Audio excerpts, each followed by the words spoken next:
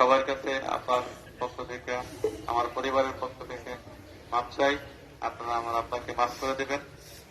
আব্বা, অনেকেই বলছে যে আব্বা পাঁচওয়াক্ত নামাজ পড়ছে। আব্বা আল্লাহ রহমত গতকাল মাগরিবের নামাজ পড়ার পরও আমার ছোট ভাই মকবুলের সাথে কথা বলতে বলতে আব্বা চলে গেছে। আমাদের সন্দেহ ছিল, তারপরে আমরা হসপিটালে গেছি, ভর্তি করেছি। তারপরে ডাক্তার আপনাকে আপনারা সবাই আপনার জন্য দোয়া করবেন।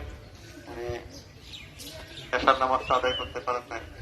এশার নামাজে পড়ার জন্য উনি বলছিল, পরে বললো যে আমার ছোট মোটা বলার পরে বললো যে আমি একটু সত্যি হলে পড়বো। এর মধ্যেই উনি বললো যে আমার মুখটা বেশি ব্যথা করে, আমাকে একটু কাজ করো।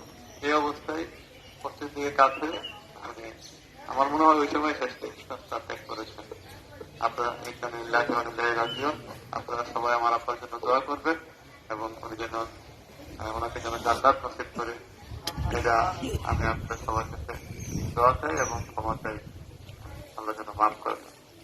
এই বলে আমি আমার বক্তব্য শেষ করছি। আসসালামু আলাইকুম ওয়া রাহমাতুল্লাহি ওয়া বারাকাতুহু।